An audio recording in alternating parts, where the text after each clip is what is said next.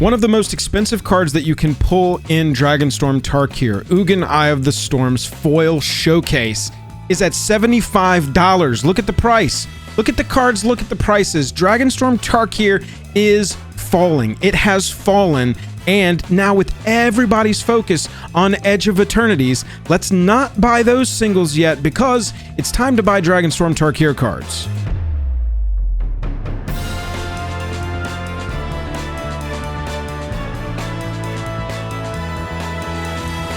Joel R Magic is brought to you by Card Conduit, the best place to sell your cards quickly and easily on the internet. TCG Player, the best place to buy them, and where you can buy them. Use the link in the pinned comment or in the description. I get a little kickback when you check out over at TCG Player if you use that link, and it costs you nothing extra. Dragon Shield, the best way to protect your cards, and Moxfield, the only place to put your deck lists on the internet. I showed you the most expensive stuff in the set to make the point that prices have fallen, but you'll see it across the base copies that I really want to look at in this video. The point of this video is to give you a signal that, hey, look, some of these top cards from Tarkir Dragonstorm are at the point now where they have fallen to a settle. You can kind of see the average and the market price of Ugin Eye of the Storms on this chart fall down towards 25 and then settle and maybe even start going up a little bit.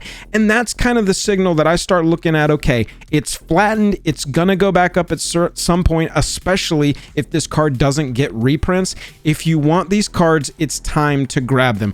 Ugin Eye of the Storms right now around $26 market, only around $32 for the foil of the base copy. The parfait treatment of the collector experience for this set gave us quite a few copies, and right now the foil isn't that much more expensive than just a base copy of Ugin Eye of the Storms. And we should also talk about the Elspeth of it all, down to about $28 market price. It was above 40, hovering around 40 in the mid 30s for a while.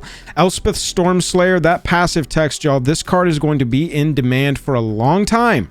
And it's a Planeswalker, so it's a little bit harder to print than any just random card. They got to find a good place for it anyway. And it's a mythic ability, so you know they're going to milk the reprint value on this one. Give it to us in maybe some kind of overpriced secret layer, or reprint it in like Modern Horizons 5. The point is you can see the chart, the flattening out, and then the slight, we're starting to uptick. Okay, got it. The market has mostly absorbed everything it wanted, and now the price is starting to go back up. That is the signal that it is time to buy. And I'm telling you, Ugin and Elspeth Stormslayer being your top two most expensive base copies from this set, $28 market, $29 market for Elspeth Stormslayer, $35 for a foil of this. If you've got a token deck, or you ever think you're going to need an Ugin for your colorless deck, or just to play as an insanely strong card, these two are sort of the front runners right now of, okay, let's go back, look at Tarkir Dragonstorm while everybody's completely distracted with Edge of Eternities or Final Fantasy still, or getting excited about Spider-Man. Now's the time to go back and pick up the Tarkir cards that we missed. Mox Jasper is down to $9, $13 for a foil. This is a zero cost artifact. I know it's only for dragons, but y'all, these are Moxes. These are the kind of cards that I would grab a couple extra copies and hold on to. I'm not promising you this is ever going to pop, but this is a fine wine card. It's only going to get better with age. At some point, there's going to be some 1-mana dragon printed that breaks Modern in half, and Mox Jasper's a 4 of, because you can have an extra mana on turn 1. Wowie, wow, wow. You're going to look back at the chart or this video at it being $9 and go, oh man, I could have got foils of that for $13. Maybe should have grabbed a couple extra copies of Mox Jasper. And Mox Jasper sort of leads the charge on a slew, a nice little chunk of dragon cards that you should probably grab from this set, because dragons are printed more often than I think most creature types. So you're going to have interest in dragons wax and wane. There's going to be more dragon sets. There's going to be more dragon commanders. And if these mythics, if some of these rares and mythics from Tarkir Dragonstorm don't get reprinted alongside it, that's when these cards will pop. Dracogenesis. Yes, it's an 8-mana enchantment, but it says you may cast dragon spells without paying their mana costs. Ricky's gonna love this for his dragon deck. He's gonna see a dragon deck printed in 2 years, go looking through Scryfall at all the dragon cards he needs, and he's gonna go, man, why is Dracogenesis $20? And be like, well, all dragon decks pretty much want it. and it hasn't been reprinted since Tarkir Dragonstorm. And remember, I'm covering just the base copies here to show you what the cheapest ones are that you can just go grab copies and have them in your collection. But there are special copies of most of these too. Look at Stormscale Scion. $2.78 market, $5 for the foil. Other dragons you control get +1/+1, and this dragon has Storm? Are you kidding me? This card is good in multiple archetypes, but going to pop anytime a dragon deck is printed. And look at this. You've got versions like Stormscale Scion in the dragon treatment. Dragon scale frame, baby. $3.60. $11 in foil. Only $11 in foil. And I gotta tell you, this treatment in foil, in hand, looks insane if you haven't held it. Cards like Maelstrom of the Spirit Dragon, base copy less than $1, foil less than $2. You've got versions in the Showcase Dragon Scale treatment, foil's around $4. Y'all, the land in particular, when I'm telling you that the dragon cards will pop if they're not reprinted, this is the kind of card that will seriously pop. $10, $15 for the foil Showcase. Easy. Probably more. Now, this is also a candidate for reprint in the Precon, in the Dragon Precon. Any of these really are. The more expensive ones are more prohibitive, probably cost-wise, but the cheap ones down in this range could be reprinted in the Precons. It's just up to you to determine your risk for that. Right now, I feel like a foil in this treatment of this card specifically is pretty low risk. It's not going to go that much lower, if at all. And the upside that I'm presenting you with, I'm thinking, is making a case for itself that potentially it pops off at some point if it doesn't get a reprint. 5 mana dragons you control have indestructible? Y'all, Dragon remains perpetually one of the top 10 commanders. It's always in the top 20 or so for sure. Any time period, any time. Dragon players abound because it's the dopest commander for a dragon deck. It's a 5-color deck. Call of the Spirit Dragons is always going to go in that deck. Yes, it's a cheap mythic now at only $1, $2.50 for a foil of it. But these dragon cards, y'all, they will pop. Dragons like Btorkin to all. This one won't particularly pop when other dragon stuff pops, like a dragon kindred deck gets printed or a dragon commander that wants some of these dragon utility pieces in it gets printed and sends some of the dragon cards that we've already looked at. But Btorkin to all is a unique commander. At the beginning of your end step, if creatures you control have total toughness 10 or greater, draw a card. 20 or greater, untap each creature you control. 40 or greater, each opponent loses half their life rounded up. This is just a very unique commander. I wouldn't be going after base copies of Btor personally. You've got foil copies at $6 that could be desirable at some point, but you've got the Dragon Scale Showcase version here, $11. You've got that blacked out tribe, what do you call it, clan treatment, only $6 right now, $28 in full. You can see where the collector piece of this is kind of sitting. People think that this one will be in foil the Btor that people want forever.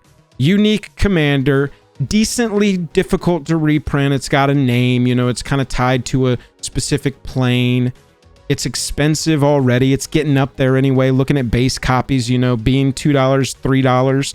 This one will be interesting. Abzan, what is the precon that this gets reprinted in? You know what I'm saying? Like maybe Secret Lair for Btor. But I also just wanted to point out that there are dragons that could pop, just not even because of dragon stuff, just may go up over time because it's a specifically unique commander. There was a cycle in this set called the Sieges, and 2 of them in particular are worth a grab because they're sort of holding, they've bottomed, you can see they're completely flat, but they are the kind of card, again, dodging a reprint. People are going to want these cards. Windcrag Siege is the most played right now. It's like $2, like $2.50 for a foil of it. A white and a red and 1. You can choose either Mardu or Jeskai when it enters, and I think most people are going to be choosing Mardu. If a creature attacking causes a triggered ability of a permanent you control to trigger, that ability triggers an additional time. You can see why that would be desirable, and this is one of the few that's kind of like holding value and getting built into a lot of decks, and so I think this one's got long-term potential. And I feel the same way about Frostcliff Siege. That first ability, whenever 1 or more creatures you control deal combat damage to a player, draw a card, very good.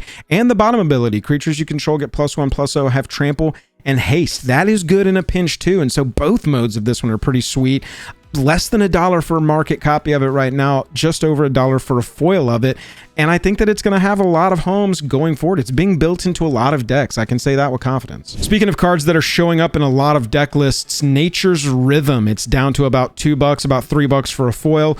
2 green and X. Search your library for a creature card, mana value X or less. Put it onto the battlefield straight up. And you can recast it for just 2 more to the base mana value of the whole thing. And you can tap a creature you control to reduce that X to add to that X, really, by amount of generic mana equal to its power. Nature's Rhythm finding a lot of different homes. I think that this is a spell in green worth picking up, as is Herd Heirloom. I've only seen this card crushing, y'all. 2 mana, $2 for a market copy, just over 3 for a foil right now. It taps to add mana to cast creatures, or it taps to give a big creature trample, and when it deals combat damage, draw a card. This thing is great. I can tell you from personal playtesting, from seeing it played against me, it is really solid. You can see you've got a special borderless version if you like this treatment. In foil, $5.63. People are kind of gravitating toward this one from a collector standpoint. But from experience, I can tell you this card is the real deal, and it's not the last green card that I think that's worth a look. Also, don't forget about Warden of the Grove. At the beginning of your end step, you put a +1 counter on Warden, and whenever another non-token creature enters, it endures X, where X is the number of counters on this creature. You know how many decks can put counters on creatures of any kind? You know how many decks over the last like 6 months have been printed specifically that have to do with counters? It's kind of insane. Warden of the Grove is going to have play for a long time. And the fact that you can either have your non-token creatures enter with that many +1 counters already on it, or create another creature that is that big power and toughness wise to then equip or put more counters on. Kind of crazy. Warden of the Grove, $1. It's just under 2 for a foil of this one. This one also has that special treatment here. The art looks sick on this one. If I was like betting on this to go up over time a little bit, I would be putting it on foils of this copy because that looks cool. I'd be remiss to not mention Voice of Victory. I'm showing you the borderless one straight up here. It's not the base copy. It's not the cheapest, but it's down to around $10. You can see that move is what we're looking for. That down, it flattens, and then it starts to tilt back up. That's when we're like, time to go, baby. Voice of Victory, $10, about $25 for this borderless foil version. If you're just looking for a base copy, $9, $10 for the foil. This one's finding homes, finding play. You should grab a copy of this one, because if this one can hold value longer term, it will be tough to grab a copy in a year or two, because it's standard playable. It might have homes as a 4 of or a 3 of index because it's so low mana value, but it also has commander applicability as well. So look specifically, I would say, for the commander players that are going to want the foils of this version, because this is the version I think will hold over time. And man, was this card hyped at the beginning. Over $20 for the first couple of weeks, and over $10 for weeks after that. It has fallen to about $5.50, only $6.50 for a foil. Have your spells that you cast be uncounterable with Mistrais Village. Let me know what other Tarkir cards you think are worth picking up, could maybe go up in price over time, dodging a reprint. I'd love to talk to you about it down there in the comments. If you're still watching at this point, hopefully you got some value out of this video. Hit that subscribe button if you haven't. Share it with a friend who you think will like it if you have subscribed, or click like. And if you want to support me more directly, go over to the Patreon. You can play Commander with us every Thursday night, get some other perks at different levels. I'll catch you in the next one. Bye!